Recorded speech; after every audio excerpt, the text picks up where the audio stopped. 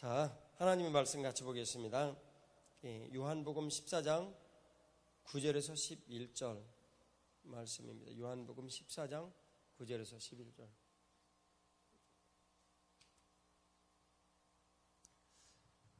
보니까 오늘까지도 고향 가신 분들이 꽤 있으신가 보네. 잘 다녀오셔서 너무나 반갑습니다. 9절에서 11절 같이 한 목소리로 봉독합니다. 예수께서 이르시되 빌립아 내가 이렇게 오래 너희와 함께 있으되 내가 나를 알지 못하느냐. 나를 본 자는 아버지를 보았거늘 어찌하여 아버지를 보이라 하느냐. 내가 아버지 안에 거하고 아버지는 네 안에 계신 것을 내가 믿지 아니하느냐. 내가 너희에게 이르는 말은 스스로 하는 것이 아니라 아버지께서 내 안에 계셔서 그의 일을 아시는 것이라. 내가 아버지 안에 거하고 아버지께서 내 안에 계심을 믿으라. 그렇지 못하겠거든 행하는 그 일로 말미암아 나를 믿으라. 아멘. 오늘은 나는 누구인가에 대해서 같이 나누겠습니다. 지난 주간에는 사랑의 표현으로 예수님께서 이 땅에 오셨다. 그래서 나는 누구이다. 나는 양의 문이다. 이런 그 말씀을 좀 드렸죠. 그래서 오늘은 지난 주간에 못다 나눈 내용을 잠깐 이어서 좀 듣도록 하겠습니다.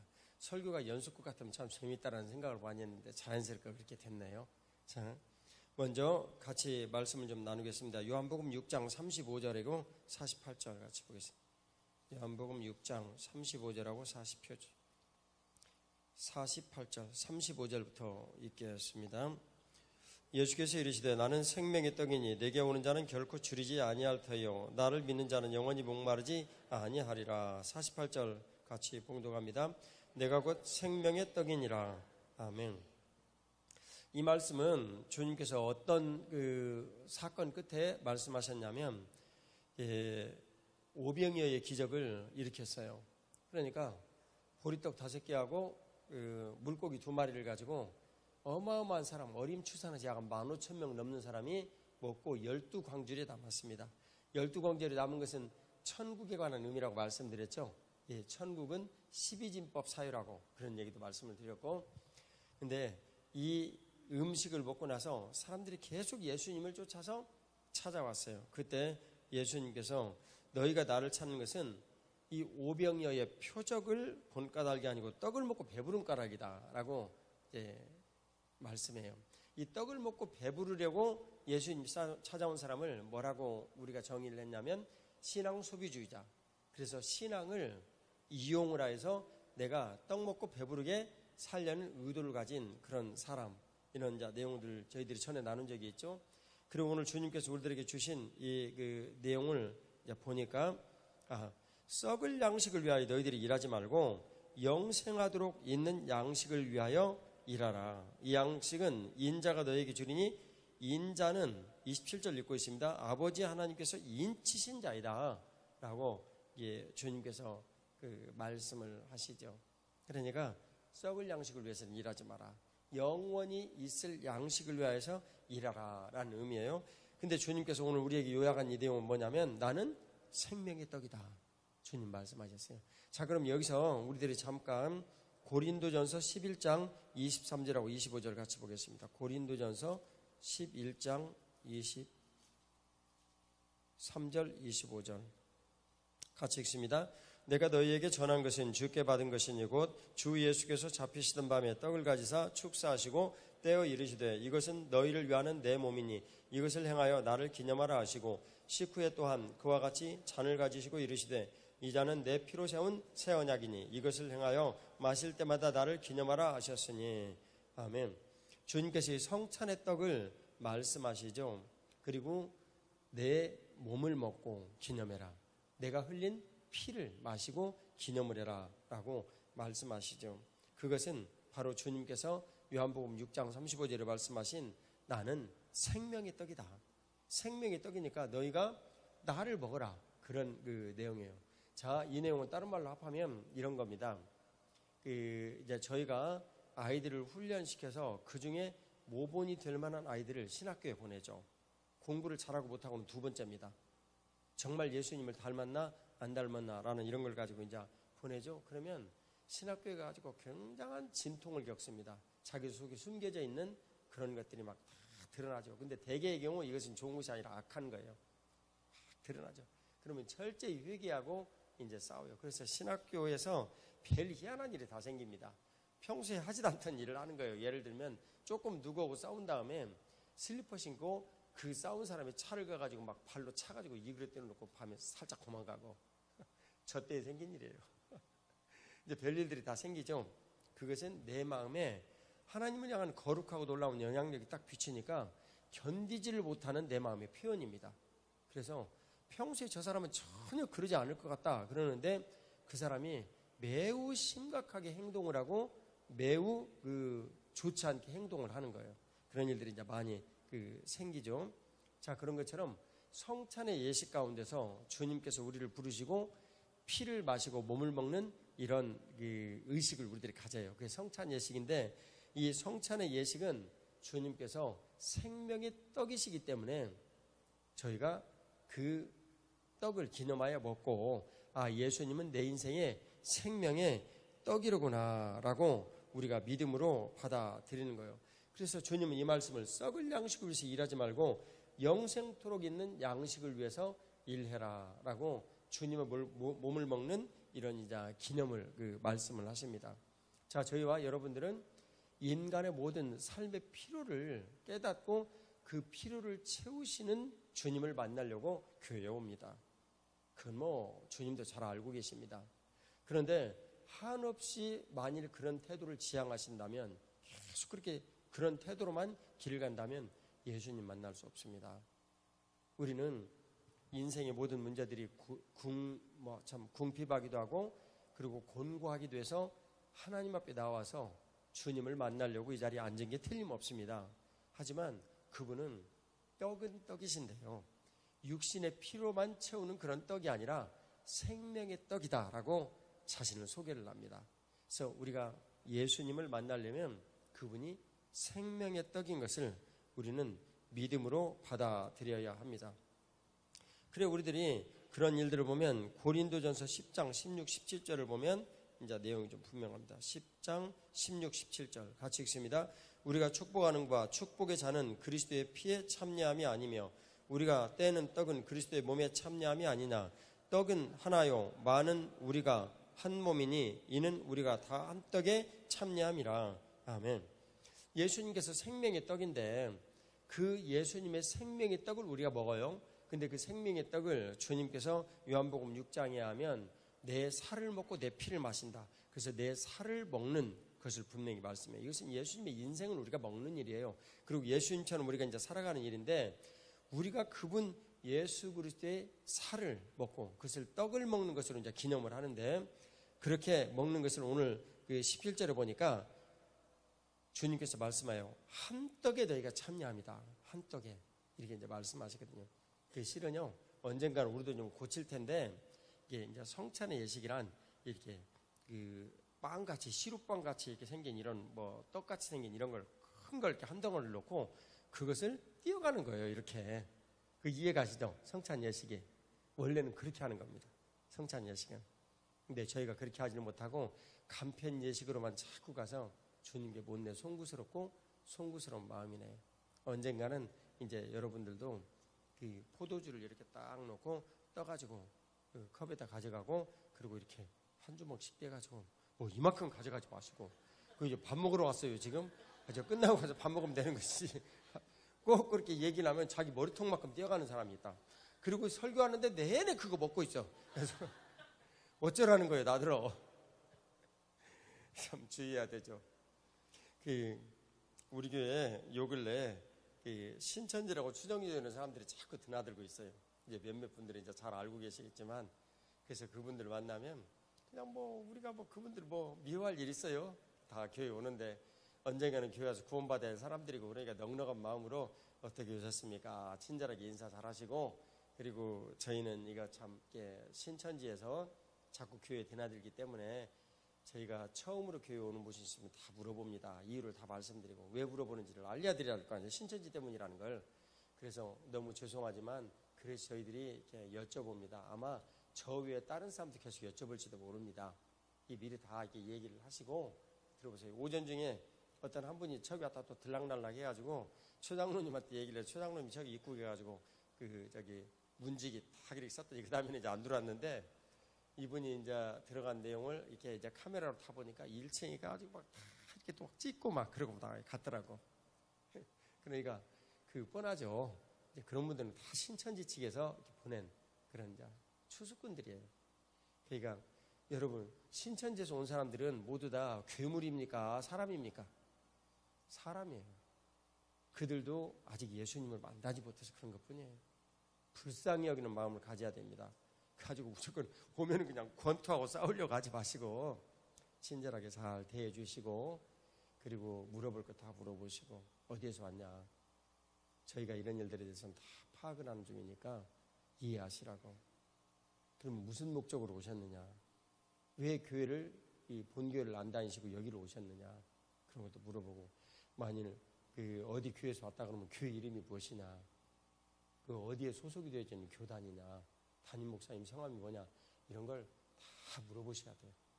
다 물어보시고, 그리고 그에 대해서 조조히 대답을 하면 저희가 이 신천지 때문에 미리 이렇게 다 물어봤으니까 널리 이해해 주십시오 하고 대답을 한 분들에게는 사례를 이제 피하시면 됩니다.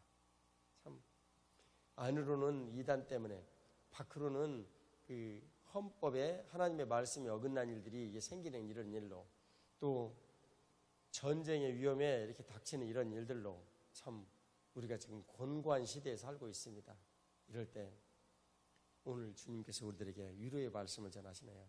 얘야, 난 너희들에게 떡을 주는데 그 말이야, 전쟁으로 인한 사망이 아니고 헌법으로 인한 너희들의 곤고나 그런 고통이 아니고 내가 너희들에게 생명의 떡이 되어주겠다 말씀하시는 거예요. 할렐루야. 생명의 떡이 되신 우리 주님께 감사 박수 한번 올려드리겠습니다. 할렐루야. 주님 우리들에게 생명의 떡이 되어주십니다. 그래서 우리가 성찬의 예식을 이렇게 딱 드리죠. 성찬의 예식을 드리면 우리가 생명의 떡을 기념하여 먹는 거예요. 물론 기념하여 먹는 것이지만 이 기념하여 먹는 이 생명의 떡인 예수 그리스도를 먹는 일들은요, 우리들에게 탁월한 기적을 일으킵니다. 그래서 실제 성찬의 예식에 믿음으로 참여한 사람들 병 나아요. 병 낫는다고. 그게 우리 가운데 정말 평생 그 고통스러운 병을 가진 이제 분도 있고 힘들고 어렵죠. 그게 뭐 투석을 하는 그 분도 있고. 근데 제가 평소에는 그렇게까지 생각이 안 났는데 이번에 한 주 동안에는 주님께서 무엇을 이루시려는지 한 주 내내 생각이 되고 참 기도가 되었어요. 네, 여러분들 아주 간단해요. 옆에 있는 분들에게 말씀드리세요. 예수님께 감기나 뭐 암이나 똑같은 거야. 말씀 좀 해주세요. 예.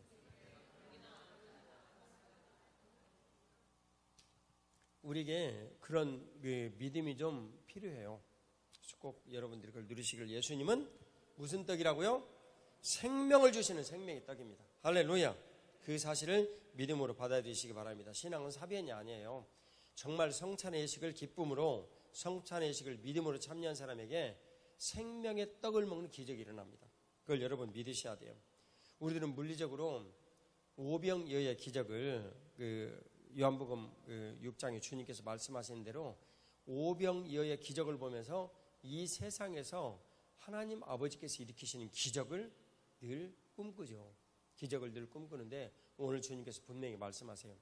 너희는 그런 모든 기적을 보면서 표적으로 하나님 아버지께서 살아계신 것을 우리들에게 말씀하시므로 주시는 그런 메시지를 읽어야지, 그것이 아니라 떡을 먹고 배부른 일들로 늘 나를 찾는 것은 옳지 않다. 주님께서 기분 나빠하시는 거예요. 그걸 우리들이 꼭 누려야 합니다. 자, 요한복음 8장 12절 말씀 같이 보겠습니다. 요한복음 8장 12절 말씀입니다. 자, 같이 봉독합니다.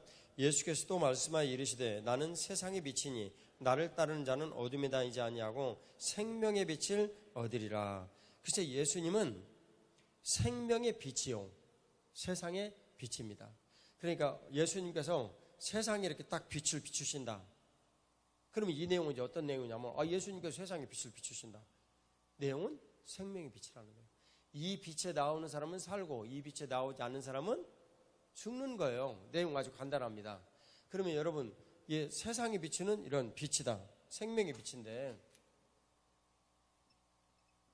생명의 빛.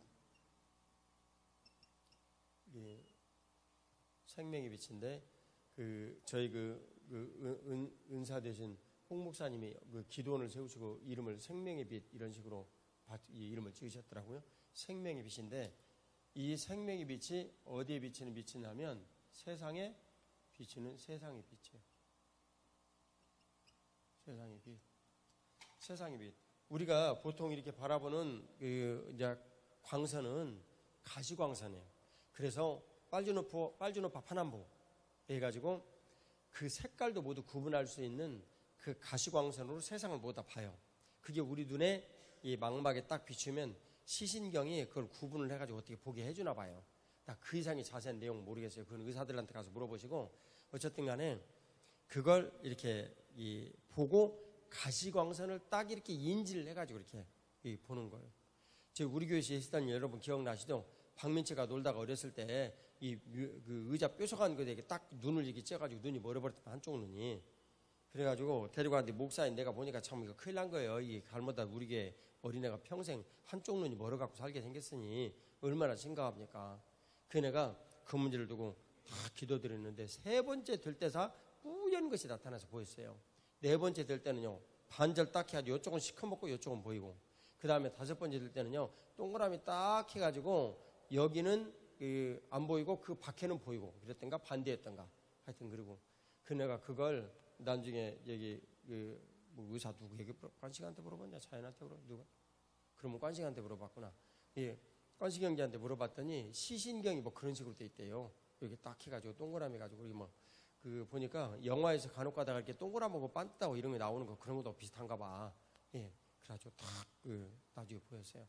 그래서 이제 테스트 끝났으니까 다 보이잖아요. 그런 것 때문에 다 보였잖아요. 지금 가서 놀아. 그리고 진짜 다 회복이 됐어요. 회복이 다 됐는데, 우리가 보는 이런 것은 전부 다 가시광선인데 주님께서 오늘 여기서 말씀하시는 것은 나는 세상의 빛이다 라는 이런 빛은요, 영광이에요. 가시광선으로 보는 그런 빛이 아니라 이것은 일종의 어떤 물성과 같이, 지구의 중력과 같이 구체적인 어떤 사실의 빛인데, 이 빛은요, 내가 영적인 안목이 열리지 못하면 볼 수 없는 빛이에요. 영적인 안목이 열려서 볼 수 있는 빛이란 여러분 무엇입니까? 자, 하나님의 영광이 교회를 통해 세상에 이렇게 딱 비쳐요. 보셨잖아요. 캄보디아에 가서 방방 만들고 애들이 와가지고 거기서 막 타고 즐거워하는 거 봤잖아요. 한국의 한 교회에서 와서 한 거 저들이 알고 있거든요. 그게 영광을 비추는 거예요. 교회의 영광을 비추는 거예요. 이것은 좀 이따 나눌 거예요. 교회의 이름과 대표자 뭐 이런 일들로 예수님의 이름으로 행한 거예요. 그게 그냥 줄여서 얘기를 하면. 그래서 여러분들에게 말씀드리죠. 여러분들이 예를 들면 그런 일들로 보면 뭐 나온 김에 좀 말씀드리면, 우리가 뭐 기아대책기구나 아니면 뭐 아프리카의 샘파기 뭐 이런 데 이렇게 보내는 이런 이 비용들도 여러분 거기로 보내달라고 얘기를 해서 애둘러 교회 여러분들이 헌금하시고 예수님의 이름으로 보내죠. 그게 누구 이름 보내는 거예요? 교회 이름으로 보내는 거예요. 좋은 나무 교회, 예수님의 이름이에요. 우리가 정확하게는 기도를 할 때도 좋은 나무 교회 머리 대신 예수 그리스도의 이름으로 기도드립니다. 이게 풀네임이에요. 이렇게 이제 하는 거거든요. 그 영광, 그것을 내가 그 영광을 받으면 안 되는 거예요, 여러분. 안 된다고요, 여러분. 그러면 누가 그 영광을 받으셔야 돼요? 좋은 나무교회 머리이신 예수님께서 영광을 받으셔야 되는 거예요. 예수님께서. 그러면 그분이 영광을 받으시고요. 나는요? 나는 무익한 종으로 내가 할 일을 했을 뿐입니다. 누가복음 17장 10절에. 그게 우리의 자세여야 돼요. 가장 안전하고요. 그게 최상의 상이고요. 남장로님 한 분만 고개를 끄덕이시고 나머지는 아무도 파는 거예요. 그러니까 내 이름이 죽으나 사나 드러나는 게 좋다 이거죠. 여러분들은 그게 아니라니까요.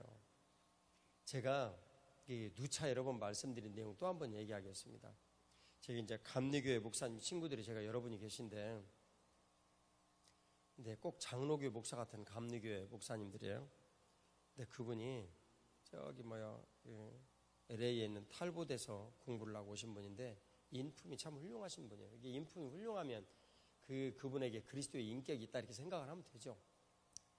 근데 그분 장인어른이 여기 성남에서 학교를 하다가 쓰러지셔 가지고 천국을 보고 와가지고 이렇게 증언을 하다가 돌아가신 하여튼 그런 분이에요. 인터넷에 보니까 그분이 증언한 게 무수히 많더라고. 근데 내가 그 사위분 얘기를 딱 듣고 보니까 이분이 참 신뢰할 만한 분이라는 생각이 들어서 내가 그분 간증을 언젠가 한번 본 적이 있어요. 근데 그러더래요. 그 사위분의 증언으로 그냥 여러분들이 얘기를 하면 장인어른이 예수님을 만나 뵀는데 그 천국에서 상을 받을 일이 하나도 없어가지고 너무너무 실망했다. 그래가지고 아니 어떻게 그럴 수 있습니까? 제가 아파트를 한 채를 지어가지고 과부들에게 반에게 모두 줘가지고 과부들이 와서 샀던 거 기억 못 하십니까? 그랬더니 네가 정부에서 내무부 상 받았지 않냐? 그러시더래요. 그다음 아니 그러면 제가 여기 중고등학교 세워가지고 그 많은 학생들 가운데 목회자가 몇백 명 나온 거 기억하시지 않으십니까? 문교부 장관상 받았지 않냐? 그러시더래요. 하여튼 근데 이분이 참 굉장히 일을 많이 하신 분이에요. 박정희 대통령 시절에 문교부 장관하라고 그러는데 그 부인 되신 사모님이 이혼하고 가라 그래가지고 못하는 분이에요. 어쨌든 목회자는 목회자여야 된다라는 걸 이제 끝까지 관찰한 분인데 이분이 그때 다시 깨어나가지고 돌아와서 약 3천억 원 정도의 시가인 그 학교와 모든 거 자기는 제 이사장이었거든요. 사유에 그대로 다 헌납해버리고 한 푼도 없이 다시 시작을 해가지고 목회자와 사모들을 위한 이 집을 좀 지켜놓으라고 열심히 돈 모으고 그 일을 하다가 주님 부르셔서 갔어요. 중요한 얘기는요. 그분이 오셔서 그 사유하고 딸한테 이렇게 얘기를 하시더래요. 나는 너희들이 알다시피 이 땅에서 남들이 하지 못한 일들을 참 많이 하나님으로 했다. 그 대단한 일이었거든요. 재산도 어마어마하게 모았고 목회자도 어마어마하게 배출했고 금융사역도 어마어마하게 했고 대단한 일을 이제 했는데 그런데 천국 가니까 그것은 내 상하고 아무 관련이 없더라. 그리고 그분이 정말 귀히 여겼던 일 하나를 나에게 보여주시더라. 그 내용이 뭐냐면 이분 이북 출신이거든요. 근데 그 아버지가 재력가였기 때문에 돈을 몽땅 모아가지고 인천항에 내렸는데요. 고향에 있는 사람이 이 사람이 돈을 많이 가지고 있다는 걸 알고 칼로 6번인가 7번인가를 찔러가지고 살해를 하고 돈을 다 뺏어갔어요. 그리고 아버님 돌아가셨고 무일푼이 돼가지고 그때부터 이분은 고아원에서 살았어요. 이제 아버지 안 계시니까 고아원에서 살았는데 이 고아원에서 그 당시에 고아원은 주로 애육원 이렇게 불렀어요. 애육원. 그래서 보통 우리들은 그 당시에 고아원을 A곤 이렇게 불렀어요. 애육원 발음이 잘 안 돼가지고 A곤 그렇게 불렀는데, 근데 그때 이제 그 형편과 처지를 저도 좀 알아요. 초등학교 때 그 애육원에서 다니던 나이 많은 형이 한 명 있었는데 그 형이 특별히 나를 엄청나게 괴롭혔어요. 그래가지고 내가 하도 두들겨 맞아가지고 눈 있는데도 막 찢어지고 뭐다고 나 진짜 고통을 많이 겪었어요. 근데 그 형이 왜 나를 그렇게 때렸는지 난 지금도 이해를 못해요. 왜냐하면 그 형이 주먹도 막 이만하고, 왜냐하면 나이가 많은 형이 늦게 학교 들어가서 다니니까 어린 내가 어떻게 당하겠어요. 예를 들면 나는 키가 요만한데 민호가 와가지고 나를 딱 잡으면 들려버리는데 그런 형인데 그게 나는 꼼짝도 못하죠. 내가 감히 그 형을 기분 나쁘게 했다. 상상할 수 없는 일이에요. 죽으려고. 그러니까 내가 꼼짝도 못했는데 왜 그 형이 나를 그렇게 미워했는지 난 지금도 이해가 안 가요. 지금도 이해가 안 가요. 근데 막연하게 생각이 되는 건 내가 뭐 흠이나 티가 없이 그냥 이렇게 지내니까 고아로 혼자 지내면서 그거 자체를 보는 것이 괴로웠지 않았나 이런 생각을 내가 좀 해봐요. 내가 원래 뭐 선하기만 하는 그런 사람은 아닌데 아니 그 형 앞에서 잘못 그렇다가 죽으려고 내가 어떻게 감히 그 형 앞에서 무슨 잘못을 하겠어. 근데 애육원이라고 불렀는데 이분도 그 애육원에서 생활을 한 거예요. 근데 나는 친구들이 그 애육원에 있었기 때문에 알아요. 옷이 내나 바뀌는데 오늘 얘가 이 옷을 입었어. 그럼 조금 있으면 옆방에 있는 다른 애가 그것 입고 나타나. 그 다음 날에는. 그러니까 옷을 이렇게 하나를 이렇게 딱 걸어놓으면요, 아무나 먼저 입고 가는 사람이 임자예요. 그게 A군에 있는 그 옷인데, 그날도 이분이 추운 겨울날 A군에 있는 좀 두꺼운 잠바, 남들이 안 입고 하니까 얼른 걸쳐 입고 교회 왔단 말이에요. 신앙생활 하는 사람이니까, 부모 때로부터. 이제 교회에 왔는데, 교회 가는 길에 정말 남노하고 그 초라한 할아버지가 옷을 얇은 옷을 입고 덜덜덜덜덜 떨고 있는 거예요. 그러니까 이 아이가 너무 불쌍해가지고, 그거 자기 옷도 아니잖아요. 그게 사실은 미국에서 온 이런 그 낡은 옷들이거든요. 그 당시에 다 미국에서 그런 옷 엄청나게 왔어요, 여러분. 그 당시에 지금 여러분들이 잘 모르시겠지만 그 당시 옷도 엄청나게 왔고, 저는요 그래도 먹고 살만 해가지고 아침 저녁 먹고 점심은 고구마 먹고 이렇게 이제 살았는데, 내 친구들은 아침밥 못 먹고 온 애들이 너무나 많았어요, 학교에. 근데 세상에 캄보디아에 이번에 가서 보니까 걔들 아침밥 못 먹고 나왔잖아.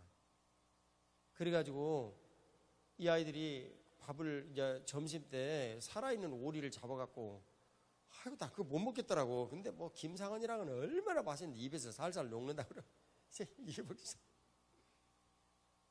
근데 애들이요 밑에 줄 서가지고 이렇게 쳐다보는 거야. 침 꼴딱꼴딱 쌤. 어떻게 하겠어. 우리 마음 약한 김 장로님이 다 불러다가 라면 끓여주고 뭐하고 다 먹.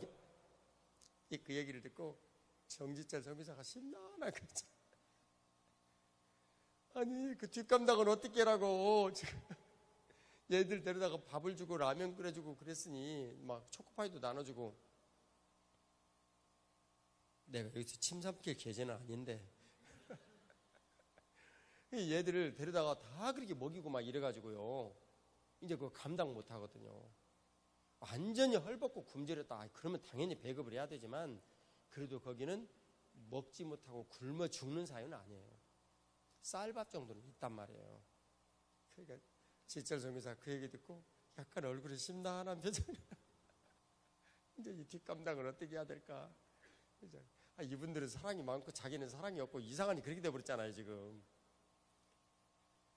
근데 제 때에도 그렇게 이제 못 먹는 친구들이 많았어요. 그러면 이제 점심 때 와가지고 학교에서 엄청나게 큰 솥 여기다가 물을 붓고 거기다가 이 옥수수 가루를 두어 푸대 막 이렇게 부숴버려요. 그래가지고 주걱 그냥 한 1m 정도 되어지는 거예요. 주걱도 아니지 그냥 몽둥이지. 몽둥이 넣어가지고 막 이게 뜨거운 떼약볕에서 이렇게 휘젓고 있는 거예요. 휘젓고 있으면 그 밑에서 막장 여름에 그 장렬하는 불빛 속에 그냥 또 막 장작불 태우고, 그래가지고 그거 다 되고 나면 점심 때 나같이 집에서 고구마라도 먹는 애는요 얼씬도 못하게 해요. 그럼 나는 그때 얼마나 부러웠다고. 내가 어쩌다가 우리 아버지가 좀 먹고 살만 해가지고 저 마디에 있는 옥수수도 못 먹고 그래가지고요 한 번은 가가지고 도시락하고 바꿔 먹었다니까. 아따 근데 도시락보다 10배는 맛있대 옥수수가. 여러분 그래가지고요 제 친구들 늘 코 흘렸거든요. 저도 코 흘렸어요. 영양분이 부족하면 코가 나와요 저절로. 근데 저도 코가 나왔는데 제 친구들은요 하루 종일 이러고 살았어요. 하면 코가 쏙 들어가고 조금 있었더니 막끔 내리고 아무리 닦아내도 자꾸 나오니까. 그리고 살았어요. 실감 안 나시죠? 우리가 그렇게 살았어요. 우리가 여기 있는 어른들은 이게 무슨 얘기인지 다 알아. 정말 힘들고 어려웠던 시절들. 근데 그 박 목사님도 젊은 시절날 자기 옷도 아니야. 그냥 뭐 그 구하원에 걸려지는 거 딱 입고 와가지고 그 자기 것도 아닌데 하도 추우니까 그냥 딱 이렇게 걸쳐주고 갔대요. 근데 주님께서 몇 천억짜리 학교 세워가지고 목회자 몇백 명 나온 것도 아니라 하시고, 너무나 그 당시에는 어려운 과부들이 많았대요. 왜냐하면 전쟁통에 남편들이 다 죽어가지고 군대 가서 죽고 뭐 빨치산 한테 죽고 그래가지고. 제가 여러분들에게 이제 그 중간에 사이드 메뉴 좀 말씀드리는데 기도하시소. 전쟁은 진짜 비참합니다. 전쟁은 나는 직접 경험해 본 적은 없고, 그리고 우리 집안에 그 멀리서 날아온 총탄 자국 있는 거 이런 거 정도밖에 못 봤지만 전쟁은 정말 비참합니다. 우리 이 먼 친척이 빨치산으로 계속 사람 지고 다니다가 헛간에서 경찰들한테 몸에 벌집이 들어 총을 맞고 마지막에 죽었거든요. 빨치산인데 이들이 얼마나 악한 짓을 많이 했는지 모릅니다. 나는 시골에서 그런 거 다 들었거든요. 짐꾼이 되어가지고 끌려갔다 그래가지고 돌아온 사람이 한 명도 없었대요. 다 죽은 거죠. 왜냐하면 자기 아지트 발견되니까 짐 딱 나르게 해놓고 거기서 총살해가지고 다 죽여버리는 거예요. 여러분, 전쟁은 정말 비참합니다. 이 땅에서 전쟁이 일어나면 안 됩니다. 어쨌든 뭐 통일은 해야 되니까 그래도 한번 싸우긴 해야 되겠냐. 여러분, 제발 그러지 마십시오. 그런 천진난만한 생각으로 이 땅에 만일 전쟁이 일어나면 감당 못할 비극이 우들 가운데 닥칩니다. 전쟁은 하나님 뜻이 아니에요. 어쩔 수 없으면 전쟁이 일어나지만. 자, 어쨌든 먼저 지나가고, 그리고 그분이 수많은 그 과부들을 위해서 아파트 지어준 거 주님께서 기억하실 수 없다. 말씀하시니까 그렇게 말씀하시더래. 너 그 상 받았지, 상 받았지. 네가 그래가 영광 다 네가 받았지 않느냐. 그런데 너 오직 하나 안 받은 거 있다.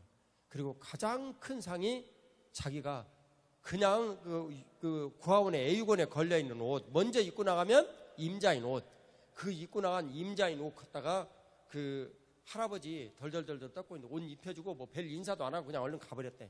그게 최고의 상이더래. 최고의 상. 근데 제가 그 사실을 믿게 됐어요. 아, 이분이 진짜 천국 갔다 왔구나. 믿게 됐어요. 왜냐하면 성경 말씀에 완벽하게 일치하는 내용이니까요. 너희는 너희 상을 이미 받았느니라. 여러분 기억하십니까? 너희는 너희 상을 이미 받았느니라. 왼손이 하는 것을 오른손이 모르게 하라. 오른손이 하는 걸 왼손이 모르게 하라. 기억하십니까? 그게 그리스도인의 덕목입니다. 그런데 우리들은요, 그런 일을 행할 때 예수님의 이름으로 행해야 돼요. 그 예수님의 이름으로. 그래서 예수님의 이름으로 행치 아니하고 내 이름으로 행한다는 것은 너무나 비극적인 일이에요. 그러니까 제가 여러분들에게 만일 어디에 가서 헌금을, 사유적인 일을 헌금이라 이런 걸 해도 다 좋은데 교회 이름으로 해라라고 말씀드리는 거예요. 그것은 여러분들이 교회 이름으로 하는 것이지 무슨 교회에서 여러분들의 이름을 빌어가지고 성경금 몽땅 낸다 그렇게 하지 않아요. 분류도 따로 해요. 분류도. 그 여러분 이해 가시죠? 이게 예수님의 이름으로 행하는 거예요. 예수님의 이름으로. 그 예수님의 이름으로 행하는 것이 우리들에게는 참 필요해요. 야, 이종환, 네 여자친구 어디 갔냐? 오고 있어? 너희들 조금 이따 결혼해야 되잖아. 주여, 불쌍히 여기소서. 우리 이종환 목사님 찾았다고 얘기해. 분명히 현정이한테. 알았지? 제 여자친구가요, 천진난만 아주 그냥 뭐 그래요. 하여튼 나는 근데 그거 좋게 생각이 돼. 자, 예수님은 세상의 빛이다 라고 말씀합니다. 제 여자친구 이제 나타났어요. 야, 현정이 너 말이야, 이렇게 늦게 오면 이제 혼난다. 알았지? 대답은 부잣집 막둥이 같지. 내 남자친구 옆으로 가. 어디 가냐? 주여. 늦게 와도 얘가 귀엽게 굴잖아. 그러니까 나는 그냥 예뻐하지. 뭐 귀엽게 굴잖아요. 얼마나 귀엽게 굴어. 그래도 늦게 오는 건 늦게 오는 거지. 빨리 다녀. 알았지, 현정이? 자, 오늘 예수님께서 우리에게 말씀할 게 세상의 빛이다, 생명의 빛이다 라는 이것은 예수님의 이름으로 비춰야 합니다. 내 이름으로 비추면 안 돼요, 여러분. 우리가 방방을 만드는 거 교회 이름으로 가서 하는 거예요. 나는 주님께서 시키신 주님의 종이니까 같이 일을 하는 거거든요. 좋은 나무교회 머리이신 예수님께서 우리를 종 삼으시고 일 시키는 거예요. 종은요, 주인이 시킨 일만 해야 내 맘대로 일을 하고 주인 이랬어 하고 보고하는 거예요. 네? 주인이 시킨 일만 하는 거예요. 아니면 내 맘대로 일하고 주인한테 보고하는 거냐고요. 주인 시키시는 대로 시키는 거예요. 그래서 그 일을 우리들 이제 캄보디아에 가서 했잖아요. 그 얼마나 복된 일이에요. 그건 종의 자세예요. 종은요, 당시에 물건 취급을 이렇게 당했어요. 로마 시대잖아요. 종은 물건이에요. 그래서 우서희 물건, 김유정 물건. 그래가지고 일을 탁 이렇게 시키면 그 물건이 주인 뜻대로 움직여야지. 주인 뜻대로 안 움직이면 안 되잖아요. 요즘으로 얘기하면 로봇이에요. 자, 그 쿠쿠밥솥에다가 딱 이래놓고 야 밥해 하고 버튼 딱 눌렀어요. 그러면 밥 해야지. 네. 얘가 밥도 안 하고 완전히 거기서 폭탄이 돼가지고 터져버려갖고 온 집안에 그냥 밥풀이 다 날리고 안 된단 말이에요. 안 된단 말이에요. 마치 그 쿠쿠밥솥처럼, LG 프리미엄 냉장고처럼. 냉장해라 그러면 냉장해야지. 거기다 완전히 그냥 저기 시베리아 동토같이 꽁꽁 얼어버린 이런 거 만들어가지고 도저히 먹지도 못하게 만들어놓고 그러면 안 돼요. 하나님 크신 은혜로 자기 역할을 다 감당할 수 있도록 주님께서 우리를 교회로 부르셨고, 그리고 이 사람 저 사람에게 필요한 일을 주신 거예요. 너는 이 일을 해라, 너는 저 일을 해라 말씀드린 거죠. 나무캔 장로야, 너는 가서 소젖을 짜고 와라.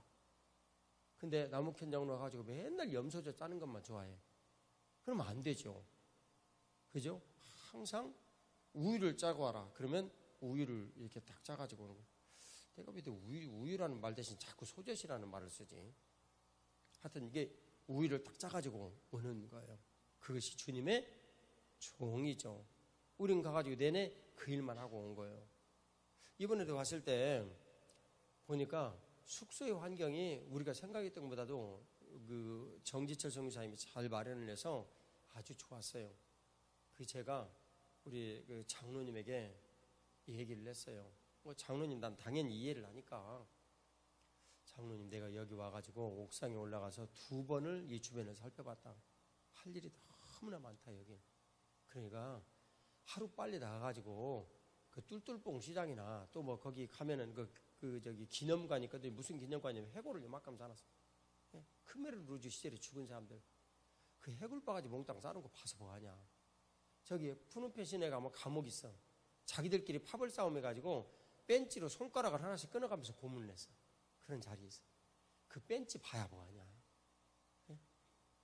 그냥 여기서 열심히 주님 위해서 일하다가 잠깐 가서 어디 가서 선물 살까나 사고 그러고 가자 그랬더니 장로님이 참, 당연하죠 목사님. 그래가지고 딴 사람들이 얘기를 하니까 당연하죠.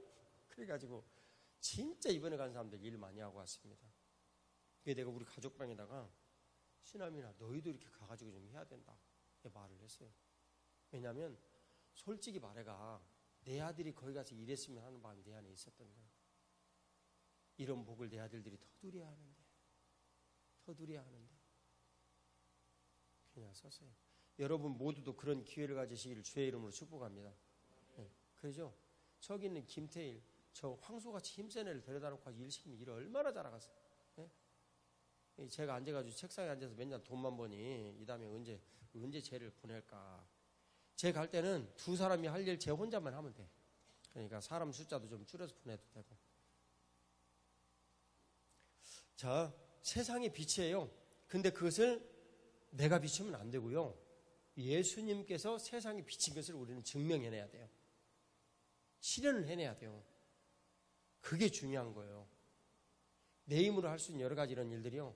아차하면 그것은 내가 영광 다 받아요. 집을 세워가지고요. 아니요, 내가 영광 받는 거예요. 학교를 모두 세워가지고요. 아니요, 내가 영광 받는 거예요. 그게 정말 위험한 거예요. 근데 그 목사님처럼 아니 그냥 뭐 그 애유권에 있는 옷 하나 그냥 얼른 나오면서 걸치고 이렇게 딱 왔으니까 자기 옷도 아니야.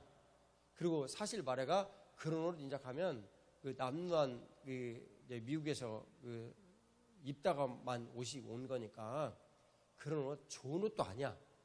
근데 너무너무 추워하니까 나 저 아저씨 진짜 춥게 생겼네. 그리고 얼른 덮어주고 자기는 좀 체력이 있으니까 예배당으로 막 뛰어 들어간 거예요. 근데 그게 최고의 상이더래요. 참 우리들은 생각을 많이 해야 됩니다. 생각을 정말 많이 해야 돼요. 마음이 좀 어렵죠. 요한복음 10장 7절하고 9절을 같이 보겠습니다. 요한복음 10장 7절하고 9절입니다.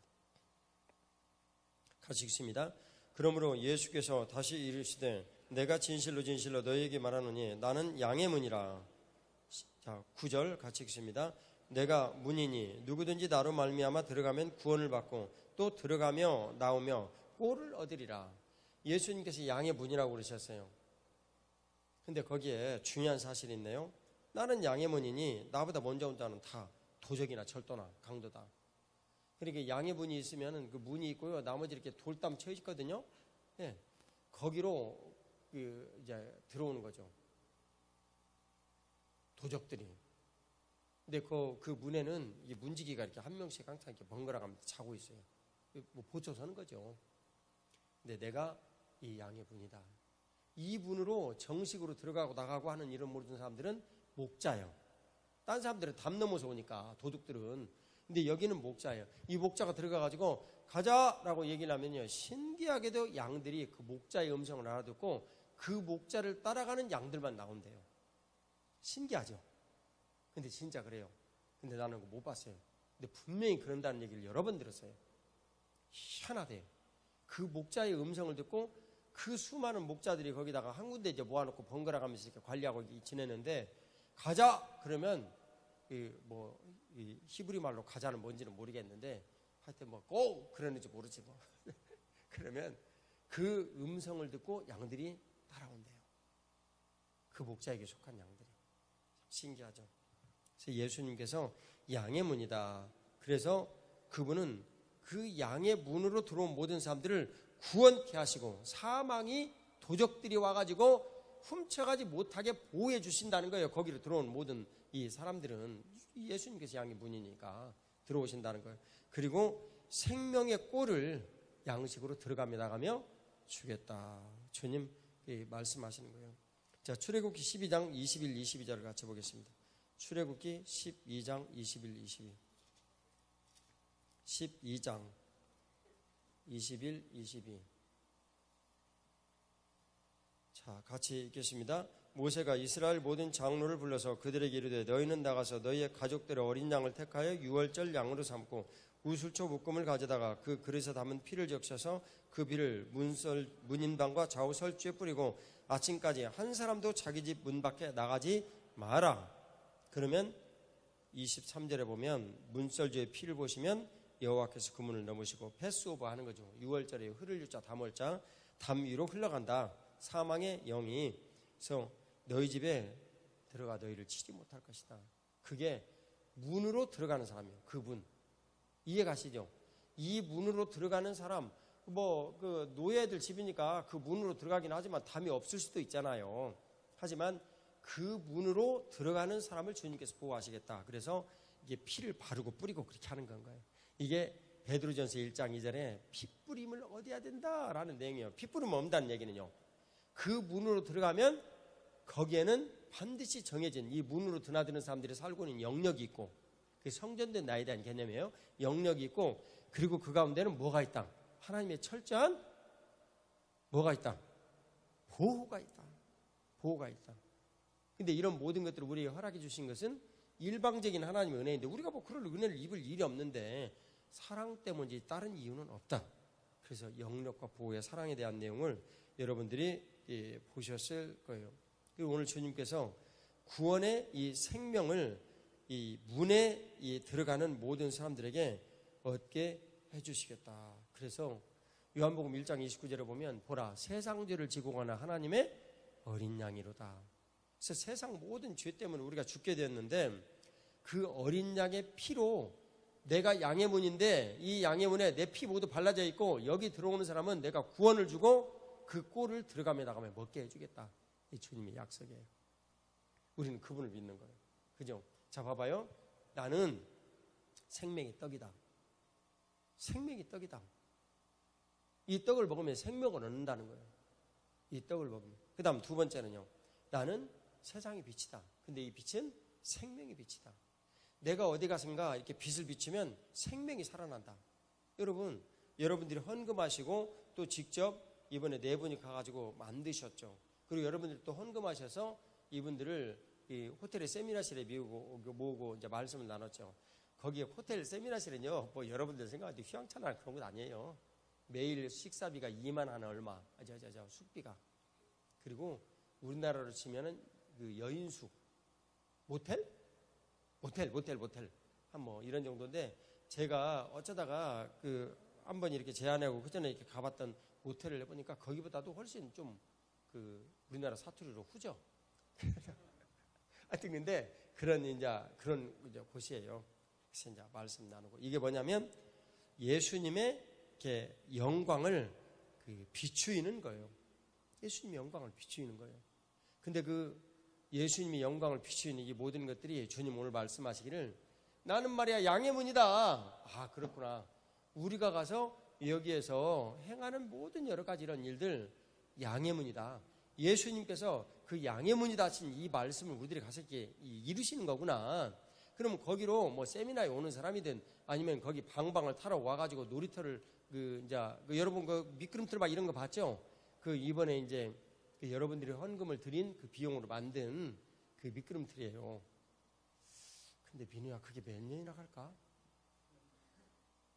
한 6개월 갈까? 그래도 1년을 갈까? 따마 얘들이 밀려드는데요.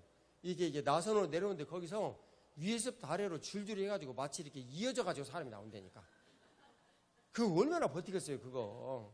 그리고 내가 또 신기한 것은 그 방방을 타는데요. 우리 김상원 집사님이 그 재주가 있으니까 탁 해야지 뒤로 탁 넘어서는 거 했잖아요. 그러니까 거기 그 보셨죠, 동영상에서 그 자리에서 바로 이렇게 뒤로 넘어져가지고 막 이렇게 하는 거. 근데 딱 넘어가지고요, 제자리로 딱 서는 애가 있대. 2번이나 그렇게 하더래. 대단해. 우리 교회 최고 잘하는 애요. 손채연이 뒤로 딱 넘어졌다가 서는 거, 그거 하는 거예요. 이렇게는 못해요. 한 번도 나는 한 거 본 적이 없어. 누구 본 적 있어요? 예, 근데 얘들은 막 그냥 하더라니까. 근데 그 아이들이 그곳에 와서 교회에 드나들고 예수님의 그 생명의 빛을 거기서 만나고 들어가며 나가며 꼴을 먹고 구원을 받는 거예요. 얼마나 복됩니까? 복된 일 아니에요? 예, 할렐루야. 그래서 예수님은 오늘 우리들에게 말씀하시는 거예요. 나는 양의 문이다. 양의 문이다. 10장 11절 14절 같이 보겠습니다. 요한복음 10장 11절 14절 같이 읽겠습니다. 나는 선한 목자라. 선한 목자는 양들을 위하여 목숨을 거리거니와. 그 다음 14절 나는 선한 목자라. 내가 내 양을 알고 양도 나를 아는 것이, 아버지께서 나를 아시고 내가 아버지를 아는 것 같으니 나는 양을 위하여 목숨을 버리노라. 아멘. 주님 그 요한복음 15장 13절에 말씀하시기를, 사람이 친구를 위하여 목숨 버리는 것이 그보다 더 값진 일이 없다. 지난주간에 나왔던 말씀이죠. 근데 이런 그 복되고 그 놀라운 그 일들에 대해서 오늘 주님은 자신을 나는 선한 목자다라고 요약을 하십니다. 이 선한 목자는요, 양을 위해서 목숨을 바치는 사람이에요. 자 봐봐요. 선교제 가면 이번에도 뭐 비슷한 일이 있었는데 대부분 삶이 험해요. 그러니까 그 뜨머있교회도 조금만 깊이 파잖아요. 5m 이상 파면 짠물이 나와요. 옛날에 거기가 바다였다는 얘기죠. 그리고 그 위에만 민물이 이렇게 조금 유지되는 거예요. 그래서 지하수를 못 먹어요. 그러니까 세멘트로 큰 항아리, 이 막 강대상 같이 이렇게 큰 이런 항아리를 만들어 놓고 빗물을 받아가지고 그 빗물을 건기 6개월 동안 먹는 거예요. 근데요, 정말 내가 어떻게 해야 할지. 그거 햇빛이라도 못 들어가게 딱 막아놓으면 일단 기본적인 번식은 좀 막을 수 있잖아요. 근데 다 열어놓는다. 그러니 거기 뭐 온갖 다 들어가 있지. 그걸 갖다 또 먹는다, 씻는다. 정말 어떻게 할지를 모르. 그러니까 수명이 예전에는요, 얼마 전까지만 해도 평균 수명 40세였다고 그러더라고요. 40세. 그 이번에도 가서 보니까 민우야, 너 그 빗물 받아가지고 애들 막 먹는 거 봤지? 그냥 막 빗물 다 먹는 거예요. 분명히 지철성 기사님이 옆으로 좀만 돌아가면 정수해가지고 먹을 수 있도록 만들어 놓고 그거 먹으라고 그랬거든? 근데 그 옆으로 돌아가는 거 그거 가기 싫어가지고 빗물 먹는 거야. 얼마나 황당해요. 주님께서 이런 모든 일들에 대해서 우리들에게 말씀하시죠. 그러면 선교지에 가신 분들이 대부분 몸이 약해요. 힘들고. 근데 저와 같은 목사는 거기 가면 눈 딱 감고 또 할 얘기를 해야 돼요. 정말 몸이 약하고 힘들고 어려워서 그렇게 살기가 어려운 한 분이 질문을 했어요. 그래서 제가 이렇게 말을 했어요. 그러려고 선교지 온 거 아니냐? 그럼 뭐 때문에 왔냐고. 한국으로 돌아가야지, 그렇게 하기 싫으면. 얼마나 저를 야박한 사람으로 봤겠어요. 나는 할 말을 해야죠. 어떡하겠어요. 정말 미안하죠, 내 마음 속에는. 근데 정말 힘이 들고 어려워서 가기가 어려울지라도 이것이 주님께서 분명한 명령이다, 가야 하는 곳이다라고 생각이 되어지면 가면 병을 낫게 해주시거나 아니면 거기 가가지고 더 악화되어 가지고 죽거나, 그러면 나으면 하나님 앞에 영광이요, 또 죽게 되면 하늘의 상급이 면류관이 기다리고 있으니 더 영광이요. 둘 중에 하나 아니겠냐. 무엇이 그렇게 복잡하냐. 아무 말도 안 하시더라고. 근데 속으로는 나도 참 미안해서, 내가 만일 정말 여기 몸이 약해가지고 힘들고 어려워서 그러면 이제 남옥현 목사님이 예를 들면 와가지고 이광호 선교사 뭐려고 여기를 왔어요. 그런 태도를 가지려면 돌아가시오. 가서 좋은 남옥교 담임 목사 다시 하시오. 아니, 선교지 왔으면 선교사답게 구려야지. 아무리 힘이 들고 어려워도 그게 분명히 주님께서 가라 하시는 분명한 종의 자리면 거기 가가지고 지내면 주님께서 병을 치료해 주시든지, 아니면 악화되어 가지고 또 천국에 일찍 가든지, 다 그거 하나님 주신 상 아니냐, 이렇게 얘기를 하면 내가 조금 섭섭했을 것 같아요. 근데 나도 그렇게 얘기하고 왔거든. 이번에 주님께서는요, 선한 목자에 대해서 말씀하세요. 양을 위해서 목숨을 버리는 것은 그보다 더 값진 일이 없다. 선한 목자이신 예수님은요, 기본적으로 그분이 우리의 목자가 되기 위해서 십자가에 달리셔서 우리를 대신하여 형벌을 치르시고 죽으셨어요. 선한 목자의 기본 조건. 선한 목자는 양들을 위해서 목숨을 버린다. 대목자장이신 예수님은 우리들에게 선한 목자라는 것을 분명히 말씀해 주세요. 그분은 우리에게 선한 목자십니다. 전 여러분들에게 한 가지 위로의 내용을 좀 전하고 싶어요. 어떤 내용을 전하고 싶냐면, 어떤 상황이든지 여러분들이 딱 이렇게 만나시잖아요. 근데 내가 죄를 져서 주님 앞에 얼굴을 들 수가 없어. 나 때문에 생긴 일이에요. 내가 거짓말해서 지금 이 문제가 다 생겼어.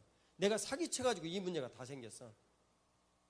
내가요, 강도짓 해가지고 이 문제가 다 생겼어. 그럴 때 여러분 주님 앞에 서서 여러분들은 뭐라고 말씀하시렵니까? 양심의 가책이 있으니까 나 같은 인간 죽어야 됩니다. 죽여주십시오. 그거 맞는 얘기지. 저나 여러분이 지은 죄 때문에 우리가 당연히 벌을 받아가지고 죽은 것은 당연한 일 아니겠어요?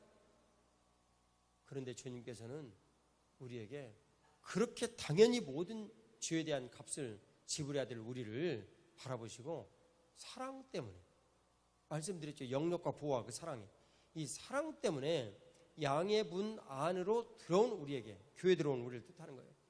우리에게 주님 말씀하시는 거예요. 너희가 이 양의 문 안으로 들어와서 구원을 받고 들어가며 나가며 골을 넣는 것이다.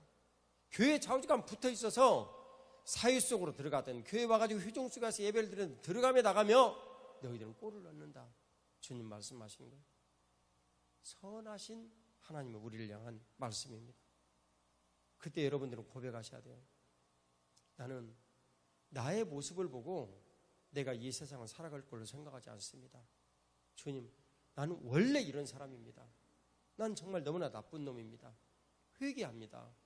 주님, 번번이 반복된 잘못일지라도 저를 용서해 주십시오.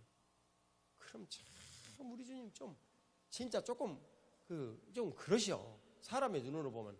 그래가지고 잊어버리기 선수야. 그래 또 다 잊어버리시고, 알겠다. 주님, 내 죄를 용서해 주세요. 그분이 우리 주 예수 그리스도예요. 그분이 내 죄를 용서하시고 나를 바라보시며 더 있지 말씀하세요. 그때 여러분 이렇게 고백하셔야 돼요. 네, 주님, 저는 주님께서 선하신 분임을 압니다. 하나님 아버지는 제게 늘 선하십니다 하고 그분의 은혜를 구하세요. 나는요, 내가 죄를 지어서 내가 지금 고통당하는 거 벌받아 마땅하고 죽어 마땅한 인간이에요. 그럴 때 이렇게 고백하세요. 주님, 저는 그래서 그리스도의 십자가를 바라봅니다. 내가 아무것도 아니고 나는 죽을 수밖에 없는 신분이고 연약하고 나약하고 늘 넘어져서 지난번에 회개해놓고 또 이 잘못 저지르지 않았습니까? 저는 정말 나쁜 놈이라는 거 내 스스로 인정합니다. 근데 주님, 저는 이 시점에서 말씀드릴 거 있습니다. 사랑하는 주님. 그럴 때는 꼭 사랑하는 주님 이렇게 표현을 해야 돼. 그럼 주님 마음이 약해져. 잊지 마세요. 사랑하는 주님. 표현을. 제가 멀리 나갔을 때 내 아내에게 쓴 표현은 사랑하는 여보. 맨날 그렇게 써. 그 말이 가지고 있는 능력이 대단해. 내 아내는 한 번도 쓴 적이 없어. 조금 스콧이 섭섭해. 근데 어쨌든 사랑하는 주님 이렇게 고백을 드리고 여러분들은 무엇을 주님 앞에 말씀드려야 되냐면 제가 늘 그렇게 나약하고 넘어져서 저는 그래서 예수님이 필요합니다. 나는 그래서 예수님이 있습니다. 고백하세요. 제가 매우 잘 사용하는 방법입니다. 선물로 전해드려요. 네. 고백해봐요. 그래서 저는 예수님 믿습니다. 네. 그 은혜가 여러분들에게 풍성하시기를 주의 이름으로 축복합니다. 요한복음 11장 25절 같이 보겠습니다. 같이 공동합니다.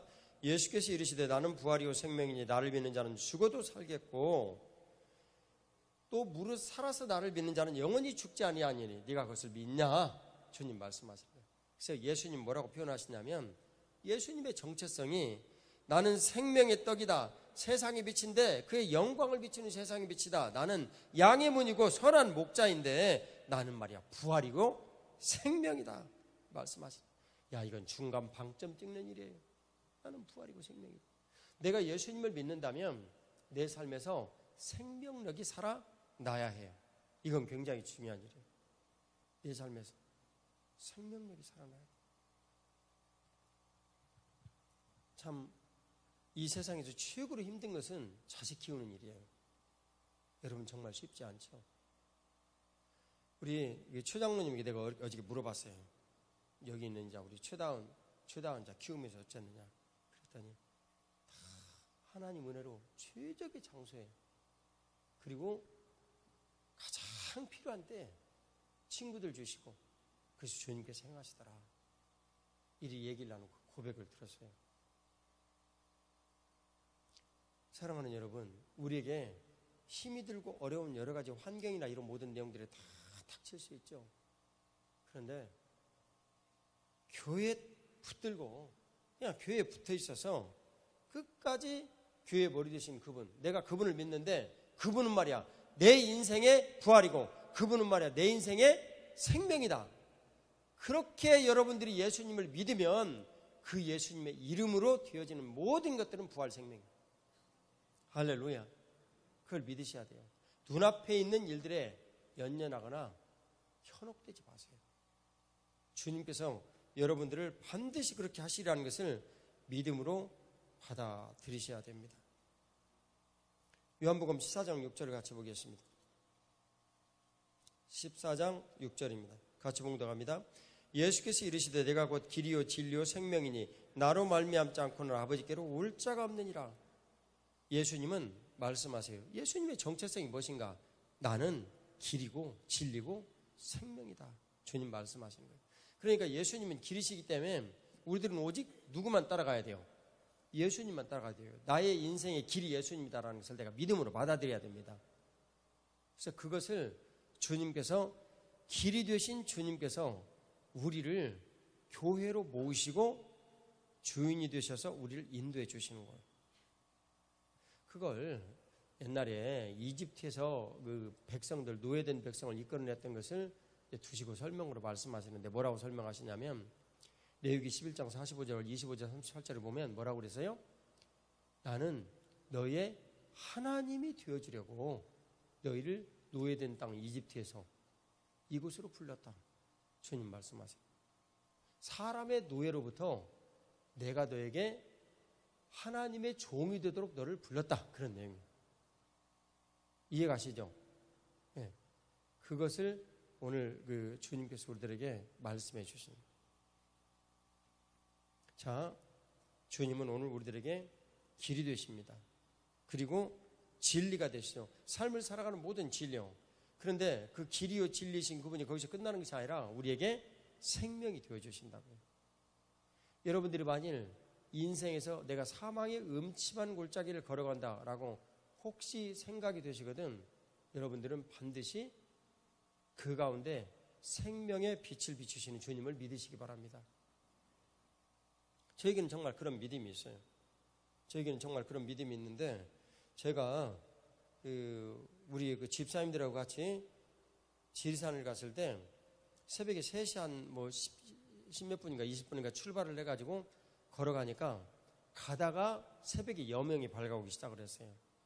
그때 빛이 비추는 그쪽을 쳐다보고 사진을 하나 찍었어요.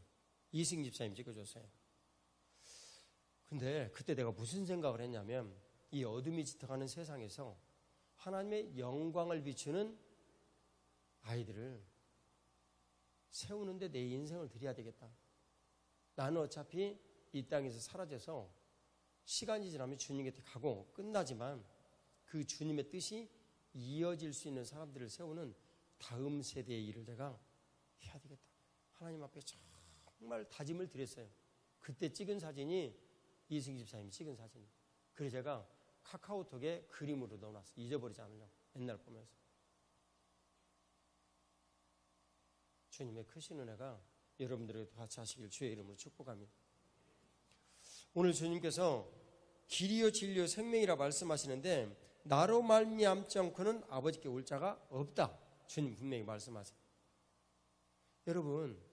여러분들이 교회에 와서 예수 그리스도의 몸이 되어가지고 살아가는 것 외에 하나님 아버지께 나아갈 수 있는 길이란 없습니다. 그리고 하나님 아버지께서 그 길을 통해서만 여러분들에게 복을 주시는 거예요.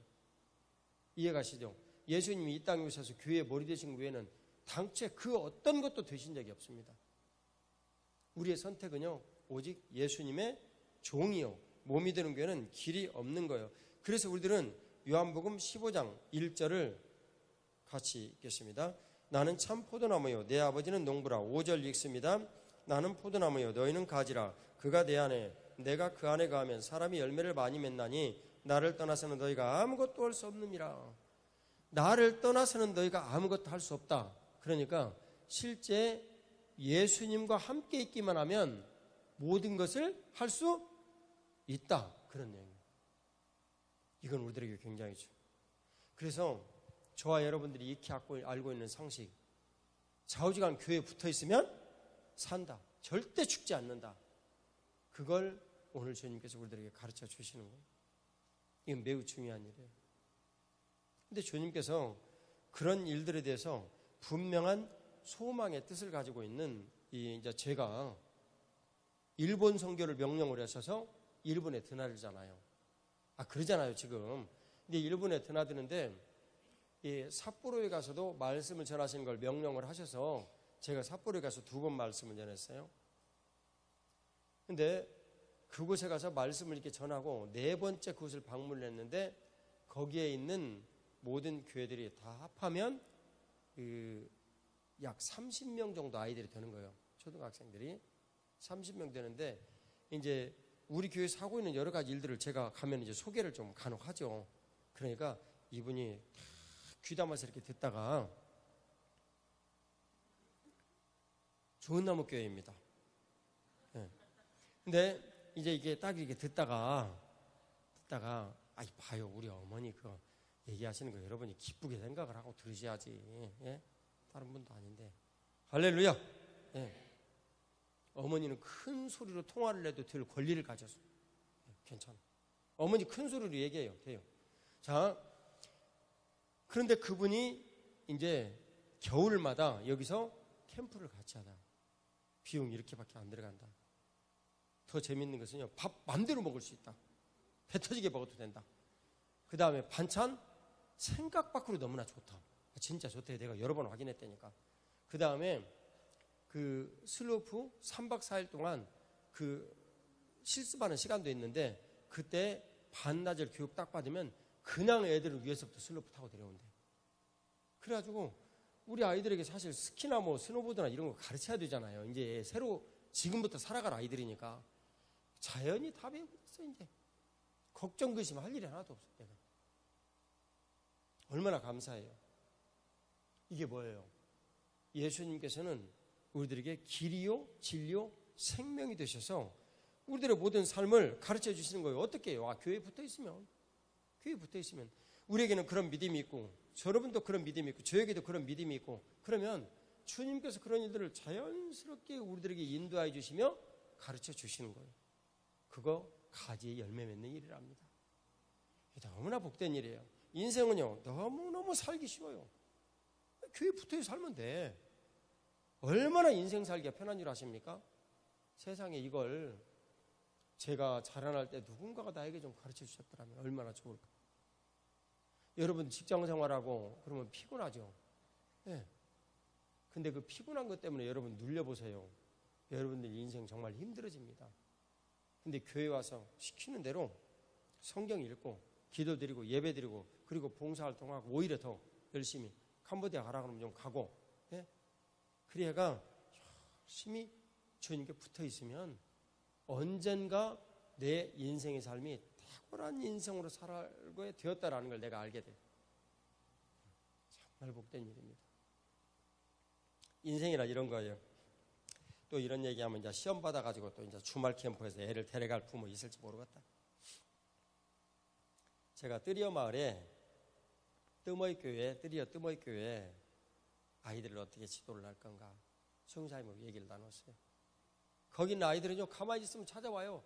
근데 그렇게 찾아올 수 있는 시간이 멀지 않았어요. 캄보디아 무섭게 변합니다 지금. 근데 거기 가가 제가 이렇게 얘기를 했어요. 이 아이들 많은 사람 가르치려는 생각 절대 하지 말아라. 우리는 많은 아이들 가르칠 수 있다. 왜냐하면 스텝이 되니까 우리는. 근데 여기는 안 되지 않냐. 두 사람이 다 해야 되거든요. 그중에 사모님이 시간이 없어서 잘 못 가고 남편 혼자 다 해야 되는데 어떻게 하겠어요. 한 사람이 할 수 있으려면 6명 넘어가면 안 된다. 그랬더니 형님 지금 제가 딱 6명 키우고 있습니다. 그러더라고. 잘 됐다. 두 사람이 하면 조금 늘어나는데 최대가 15명이다. 그게 한계다. 그 다음에 스태프들이 있으면 30명, 40명이 커지는데 아직은 너무 멀었다. 그리고 이렇게 얘기를 했어요. 6명을 열심히 키워가지고 일반적으로 우리들이 생각을 하는데 다 그 아이들 말이지. 캄보디아의 최고 좋은 학교가 로열 유니버시티거든요. 거기 보내가지고 캄보디아의 뛰어난 사람, 우수한 사람 이렇게 되어지고 외국에 살고 그렇게 생각을 하는데 네 혹시 그렇게 생각하나? 당장 그 못된 생각 때려치워라. 그렇게 해가 한두 명 로열 유니버시티 보낼 애도 있겠고 그렇지만 6명이면 2명이나 이런 정도 보내고 3명이나 보내고 나머지 세 아이들은 교회를 지키게 해라. 이 아이들이 여기서 농사를 지며 살든지 고기를 잡아먹고 살든지 뭘 하든지 교회를 지키게 해라. 이것이 아이들에게 복된 일이다. 복이란 것이 따로 있겠나. 교회의 몸이 되어서 예수님과 함께 인생을 살아가는 그 복 누리게 해라. 우리가 그런 일 잘못해가지고 우리 인생의 관점으로 보건대 이 아이들이 서울대 가고 하버드대 가고 그래야 성공이라고 생각을 하고 그리고 거기에서 탁월한 업적을 이뤄가지고 고위 공직자가 되거나 저명한 교수가 되어야 우리들은 성공했다고 생각을 하는데 그러다가 조국교회 오늘날 이렇게 됐다. 그런 꿈은 꿈도 꾸지도 말아라. 신신당부하고 왔어. 못난 나무가 산을 지킨다고. 여러분 좋은 나무교회 머리가 되신 예수님께서 여러분들 이 자리에 부르시고 정말 주시는 복. 김민하고 김유정이 결혼했어요. 얘 대전에 연구소에 갈 가능성이 있었는데 장로님이 불러다가 교회 어떻게 할 거야? 얘기를 하니까 그냥 면접 안 가고 포기했어요. 그리고 중소기업에 취직했어요. 탁월한 월급 받는 것도 아니지만 그렇다고 작은 월급도 아니더라고. 뭐 섭섭한가? 섭섭하면 안 되지. 그래 부부가 행복하게 잘 살아요. 교회를 지키는 거예요. 여러분 인생의 성공이라는 것이 별건 줄 아십니까? 별거 아니에요. 저와 같이 신앙생활을 하면서 늙어가지고 머리가 휘어지는 거예요. 이게 인생 성공하는 거예요. 저는 후회 없어요. 하나님 은혜로 지금까지 왔고, 젊은 아이들이 이곳에 왔을 때, 김태일이 맨 처음에 교회 왔을 때 막 힘이 넘쳐가지고 막 팔팔팔팔 힘이 넘쳤죠. 제가 요전에 수련회 갔을 때 농구대 하나 뿌려먹었잖아.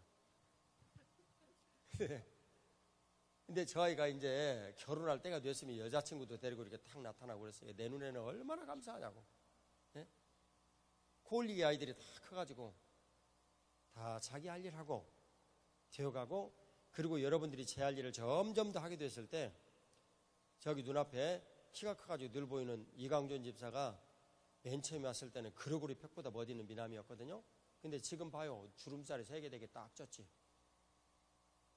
그러면 주름살 졌다고 갖고 부인이 에이고 이 남편 이제 버려버리자, 뭐 그럴 수 있어요? 아니에요. 교회 다니니까 주름살이 진 남편이 더 멋있어지는 거예요. 근데 부인한테 확인하고, 부인 맞는가?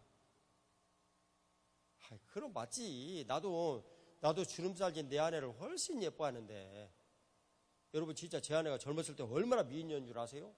완전히 진짜 오드리 헵번보다 더 이뻤어요. 안 믿으면 어쩔 수 없고 뭐. 근데 나는 지금의 제 아내 얼굴을 훨씬 예뻐하고 사랑해요. 나와 함께 늙어온 인생, 나와 함께 고생하고 지내온 지난 삶, 그리고 누가 뭐라고 할 것 없이 서로 그냥 격려하고 위로하고 지내온 거, 인생 살면서 부딪힌 거 다 또 추억이 되고, 그래서 우리는 살면서 같이 지금까지 온 거예요. 인생이요? 그게 다예요. 여러분 별건 줄 아십니까? 젊었을 때 제가 워낙 회사를 하면서 빚을 져가지고 고통스러웠기 때문에 캐나다로 이민 가는 것이 소원이었어요. 이유는요, 띨렁 전화 받아보면 네, 법원에서 송달장 왔습니다. 그 얘기 듣기 싫어갖고. 그래서 다 빚을 갚으려는 생각은 다 했어요. 지금 뭐 거반 다 갚았는데 아주 조금 남았는데, 그런데 그런 모든 여러 가지 이런 일들 피하고 싶었어요. 근데 제가 IBM사의 직원이었기 때문에 그 경력이 이제 월드와이드한 그 회사니까 인정받을 수 있는 거예요. 내 경력에 딱 맞는 엔지니어를 캐나다에서 구하고 있었어요. 그럼 나는 거기 가가지고 가장 기본적으로 있을 수 있는 비용만 있으면 이미 이제 성립이 되는 거예요. 그게 이제 나의 IBM사의 경력 때문에 그런 거예요. 강추를 하더라고. 유학하는 데서. 주님 앞에 집에 와서 질문. 주님, 제가 이민 가는 거 어떻게 생각하십니까? 돈 떼먹지는 않겠습니다. 반드시 갖겠습니다. 근데 너무나 지금 있는 현실이 힘듭니다. 그런데 주님께서 내 마음에 질문을 하셨어요. 너는 너 인생의 가장 소중한 것을 데리기로 작정을 했지. 네. 뭔데? 시간이요. 그러면 너 가가지고 캐나다에 가서 영어도 잘 못하는 주제에 백인들을 대상으로 복음을 전할래? 백인들이 네 얘기를 들어줄 것 같냐? 저는 인종차별이 얼마나 심한가를 미국에 드나들면서 그동안 여러 차례 경험을 했거든요. 그러면 너를 좋아하는 인디언들에게 갈래? 네가 인디언들에 가서 복음을 어떻게 설명할래? 이렇게 신통차는 영어 갖고 생각을 하니까 어떤 것도 성립이 안 되는 거야. 여러분, 제가 평생에 나 자신을 쳐서 복종시키는데 내일 회사가 망한다라고 할 때보다도 더 힘들고 어려운 고통을 그날 저녁에 기도를 드리면서 겪었어요. 그리고 주님, 가지 않겠습니다 하고 결심을 딱 하고 기도의 자리에서 딱 일어났는데 아이고 살겠더라고. 얼마나 큰 진통을 겪었는지. 뭐 여러분들이 담임 목사 얘기를 하고 딱 근데 좀 힘들었다지가. 예? 여러분이 겪어봐요. 내일 회사 망한다 하는 이런 얘기가 줄긋줄게 계속 반복되어지면 진짜 고통스러워요. 근데 그걸 탈피할 수 있는 기회가 딱 주어졌는데 그것을 이겨낸다는 것은 정말 힘들었어요. 예수님 말씀하십니다. 나는 참 포도나무요 너희는 가지니 내게 붙어있는 자는 열매를 늘 맺는다. 그것이 신앙 고백인데요. 예수님은 하나님 앞에 그 신앙 고백을 드린 거예요. 어떻게 해요? 나는 누구인가에 대해서 예수님은 이렇게 설명하신 거예요. 나는 생명의 떡이다. 나는 세상의 빛인데 생명을 주는 빛이다. 양의 문인데 그 문 안에 들어온 사람들은 모두 오케이 보호받는다. 내가 책임질게. 내 명예를 걸고 책임질게. 주님께서 말씀하십니다. 나는 선한 목자다. 너희들이 나를 만나서 어떤 잘못을 했든지 무슨 일을 했든지 내가 너희를 위해서 십자가에서 너희를 대신하여 형벌을 받았다는 걸 믿느냐? 그러면 너는 말이야 내가 선한 의도를 갖고 너희를 대하는 사람인 것을 믿어라. 목자는 너희를 지켜주는 사람 아니냐? 주님께서 말씀하시는 거예요. 나는 부활이요 생명이다. 너희들은 반드시 부활 생명을 가진다. 현실이 어렵다고? 아니다. 반드시 부활한다. 주님 뜻대로. 그걸 믿음으로 가져야 된다. 너희 자식들 내가 그렇게 키우겠다. 그런 거예요. 그래 이제 올 겨울부터 우리가 이제 계속 또 삿포로 드나드는 거죠. 그리고 내년 여름에는 이제 워싱턴 DC에 가고. 그럼 여러분들 아이고 나는 자식이 3명인데 어떡하나. 돈 저축해야죠. 써요. 그런데 안 쓰고 어디다 쓰려고. 예? 그런데 안 쓰면 말이죠. 맨날 여러분들 여기 외식이 나가고 말이지 쓸데없는 데다 돈 쓰지. 그런 데다 돈을 써야지. 예? 어디다 돈을 쓰려고. 주님께서 오늘 우리들에게 말씀하시는 나는 길이요 진리요 생명이다. 예수님 따라가면 됩니다. 예수님 따라가는 거 어떻게 하잖아. 교회에서 가르쳐주는 대로 길 가면 돼요. 예수님은 교회 머리 되신 거 위에는 된 적이 없다니까. 그러니 얼마나 편해요. 예수님의 음성은 어떻게 들어요? 설교 듣고 있잖아요 지금. 이게 뭐가 그렇게 어렵습니까? 너무너무 쉬운 거예요. 예수님 영광 어떻게 바라? 아니 여러분 봤지 않습니까? 가서 한부대 가서 방방 만들어줬지 않습니까? 예? 동대문 쪽방촌에 가서 김민호 팀장이 가가지고 맨날 그분들 섬기지 않습니까? 청년들 가가지고 야 근데 민호야 왜 요즘 청년들이 그렇게 안 가냐? 이 다음에 갈 때 대대적으로 좀 모집을 해가지고 항상 나한테 이렇게 좀 리포트 좀 해라. 누가 가는지는 내가 좀 알아봐야겠다. 우리 두 아들 중에 한 명 꼭 데리고 가라. 요즘에도 이신 간다고 그랬는데 취소돼가지고 못 갔다고 그러더라. 자, 나는 참 포도나무요. 주님 말씀하시는 거예요. 그러면 이 일을 이제는 예수 그리스도를 믿는 내가 어떤 정체성을 가져야 할 것인가? 그것은요. 나는 예수 그리스도의 이름으로 말하는 거예요. 예수 그리스도의 이름으로. 예수 그리스도의 이름으로 말하는 거예요. 그 다음에는요. 골로새서 3장 17절에 보면 나는 예수님의 대표자로 말하는 거예요. 그게 뭡니까? 좋은 나무 교회를 대표를 해서 내가 가서 어디 가서 행하는 거예요. 이해가시죠? 이제 그러는 거예요. 그 다음에 그러면 예수님의 이름으로 말한다라는 것이 조금 더 깊은 내용이 있지 않을까? 있고 말고요. 그게 바로 성경 말씀을 믿는 믿음으로 말하는 거예요. 예수님의 이름으로 말한다. 그럴 때 경천동지할 기적이 우리들 가운데 일어나는 겁니다. 우리는 뭐 교회 생활하면서 그런 일 너무나 많이 겪었어요. 얼마나 많이 겪어요. 이번에 이제 삿포로에 가가 아이들을 이제 가는데 거기 있는 그 교회도 모두 연합을 해가지고 같이 오고요. 여기도 이제 저와 같이 이제 그 말씀을 나누는 이분들 중심으로 모두 모아가지고 이제 가는 거예요. 그래서 이제 미래교회나 뭐 저기 그 신촌연합교회나 이제 다른 두 교회는 아직 그 갈 만한 아이들이 없어요. 모아가지고 물론 가죠. 모아가지고 갔는데 거기는 아직 뭐 한 2-3명밖에 없어요. 우리 교회 이제 사람들이 다 이제 주인데 그런 이제 일들이 우리들 가운데 이제 열리는 거예요. 교회 대표자로 행한다. 좋은 나무교회 이름으로 이 모든 것들을 행한다. 그 다음에 나는 종이다. 누가복음 17장 10절에 나는 무익한 종이다. 그래서 주인이 종이 밖에 나가서 땀 뻘뻘 흘렸다고 가서 밥 차려주고 안 그런단 말이에요. 너 가서 밥 차려가지고 나에게 먹을 거 가지고 와라. 주인이 그 당시에 종들은 그렇게 해야 됐다라는 걸 설명을 하는 거예요. 예수님이 그렇게 시키신다는 얘기가 아니라. 그러면 다 섬기고 야, 그 다음에 네가 밥 먹든지 말든지 알아서 해. 주인은 그렇게 말한단 말이죠. 여러분, 이 주인과 종의 이 관계에서 종이 주인의 모든 뜻대로 모든 것들을 행하는 거예요. 그런 다음에 이 종이 자기 집안에서 먹고 살 수 있도록 다 주인은 보장하는 거 아니에요? 네, 그런 일들이 하는데 나는 예수 그리스도의 이름으로 말한다. 나는 예수님의 대표자로 행한다. 예, 좋은 나무께 머리 대신 예수 그리스도의 이름으로 내가 기도하고 그리고 그 대표자로 밖에 나가면 좋은 나무 교회 대표자로 여러분들이 행동을 하는 거예요. 다. 그리고 나는 그런 모든 것들을 주님께서 교회를 통해서 내게 주신 일들대로 종으로 행한다. 종으로 행한다. 왜냐하면 종은 주인이 시킨 대로 행하는 것이니까. 그런 사람을 에베소 1장 20, 23절에 뭐라고 말씀하시냐면 예수님 머리 되시고 내가 그분의 몸이다. 그런 거예요. 그분의 몸이다 라는 내용은 이제 세 가지예요. 첫 번째, 나는 예수님의 이름으로 말한다. 나는 예수님의 대표자로 행한다. 나는 예수님의 종이다. 그 일이 현실감 있게 내 삶에서 이루어지는 것이 내가 교회의 몸이 되었다. 그런 내용이에요. 그리고 교회의 몸이 된 그 일을 에베소 4장 16절에 하면 온 몸은 마디가 모두 연결이 되어가지고 이루어진다. 그렇죠. 온 몸은요. 교회죠. 마디는요. 저와 여러분들의 성전된 나의 삶을 뜻하는 것.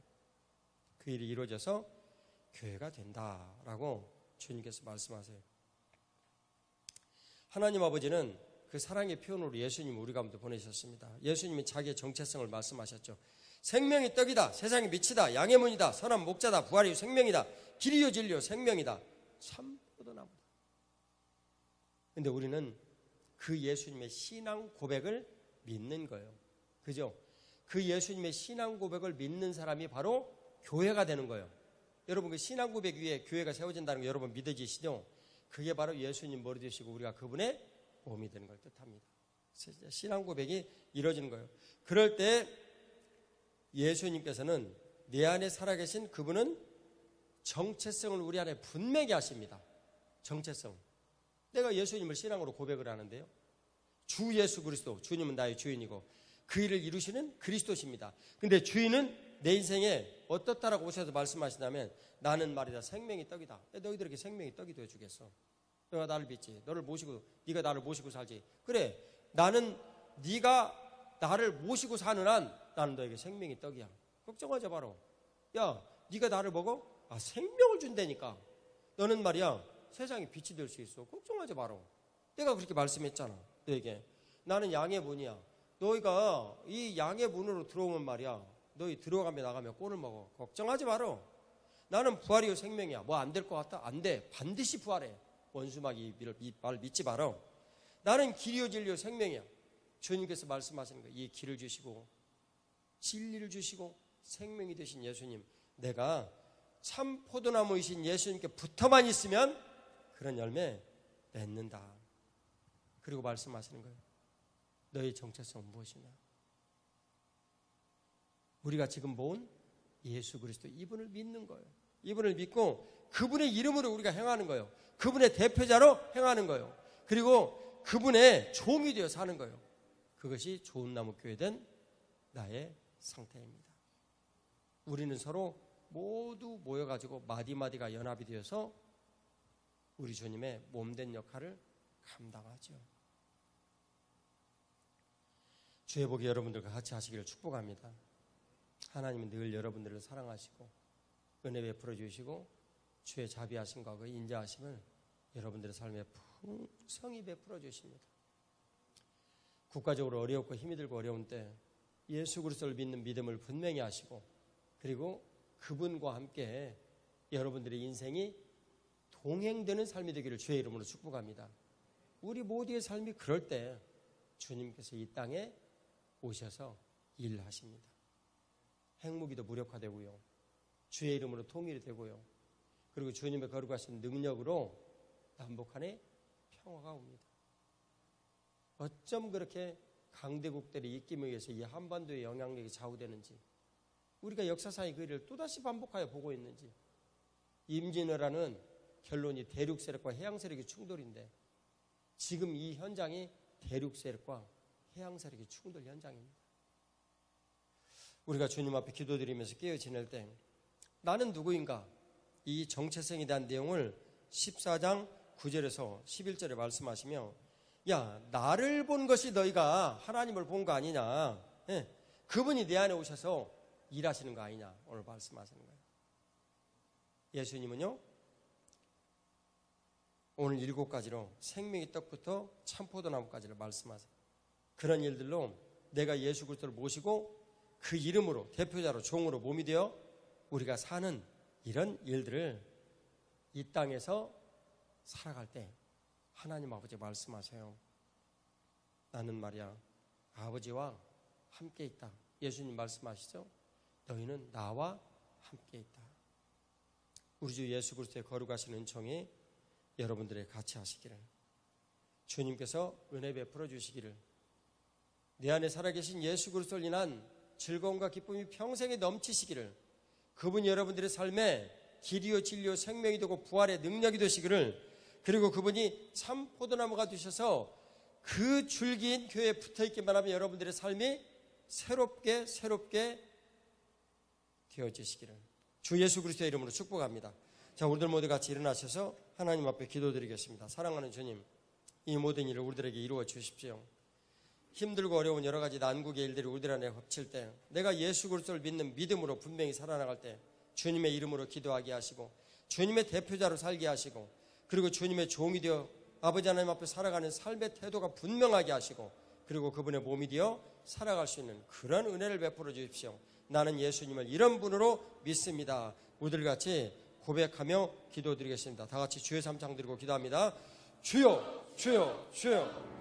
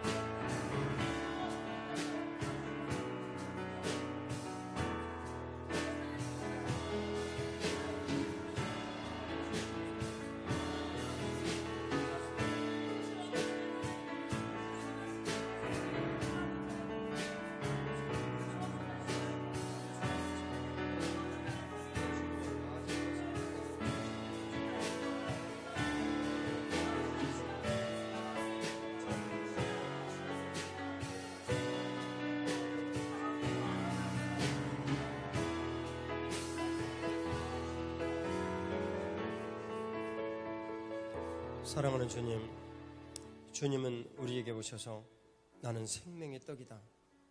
세상에 비추는 생명의 빛이다. 나는 양의 문이다. 선한 목자이다. 부활이요 생명이다. 나는 길이요 진리요 생명이다. 참 포도나무이다. 하고 말씀하십니다. 하나님 앞에서 예수님의 정체성은 바로 이 모습이셨습니다. 사랑하는 주님, 우리는 이 모습이신 예수님의 이름으로 일합니다. 우리의 삶 가운데서 어둠이 생명의 빛으로 예수님의 이름으로 기도하고 대표자로 행하고 종으로서 살아나갈 때 나를 통하여 열릴 것을 믿습니다. 들어오며 나가며 꼴을 주시는 주님의 능력이 임할 것을 믿습니다. 선한 목자이신 예수님, 내 아무리 신통찮아도 선하신 의도를 베풀어 주실 것을 믿습니다. 내 인생 부활시켜 주실 것을 믿습니다. 길이신 예수님, 교회에 붙어 있어서 따라가겠습니다. 주여 은혜를 베풀어 주시고 인도하실 것을 믿습니다. 오늘도 주님께서 우리 가운데 베풀어 주신 놀라우신 그 은혜, 주님 그 영광스러움을 찬양드립니다. 우리가 하나님 앞에 찬양하고 곡 드리겠습니다. 나의 안에 거하라.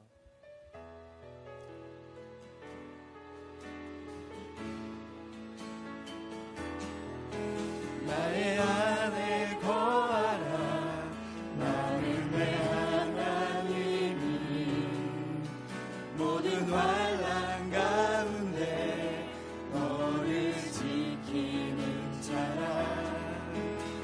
두려워하지 말라.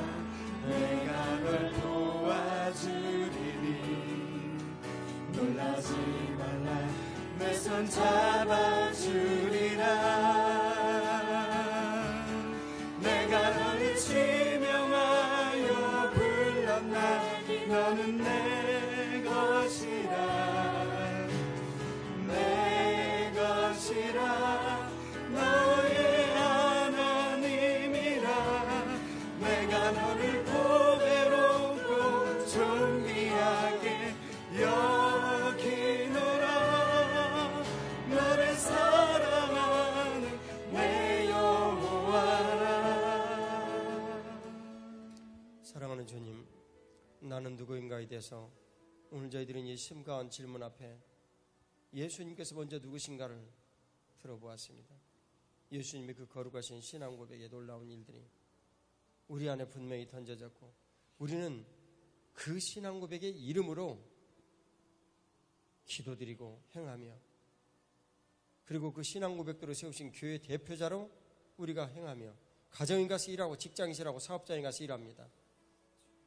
사랑하는 주님, 우리는 교회 대표로 그 자리에 갔다는 것을 잊지 않게 하여 주시옵소서. 아멘. 그럴 때 우리 주님께서 그곳에서 생명의 떡이 되시고 빛이 되시며 길과 진리가 되시고 부활 생명이 되시고 참 포도나무신 것을 믿습니다. 그 일을 이루시고 주님께서 저희들의 모든 갈 길에 빛을 비추시고 살아갈 일을 주시옵소서. 아멘. 오늘 주님의 거룩하신 은총이 우리 가운데 있어 참 감사드립니다. 오늘 주님 앞에 저희가 살아있는 삶의 모든 표현을 헌물로 드립니다.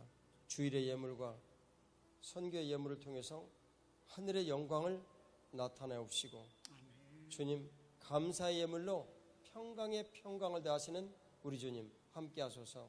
나눔의 예물을 통해서 재정의 귀한 일꾼들을 세워 주시옵소서.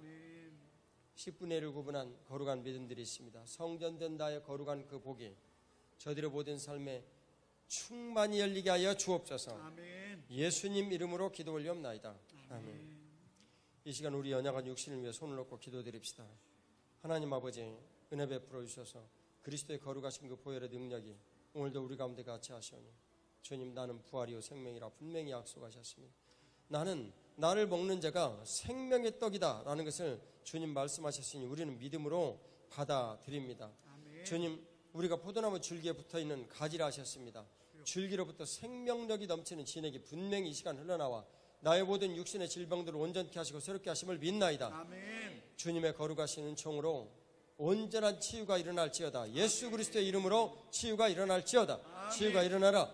악한 병마들은 떠나갈지어다. 아멘. 주님의 거룩하신 은총과 긍휼을 찬양드립니다. 이제는 우리를 구원하신 우리 구주 예수 그리스도의 은혜와 아버지 하나님의 극진하신 사랑과 성령 하나님의 교통하심이 예수 그리스도로 정체성을 삼은 모든 성도들과 그 삶 위에 이제로부터 영원토록 함께 계실지어다. 아멘.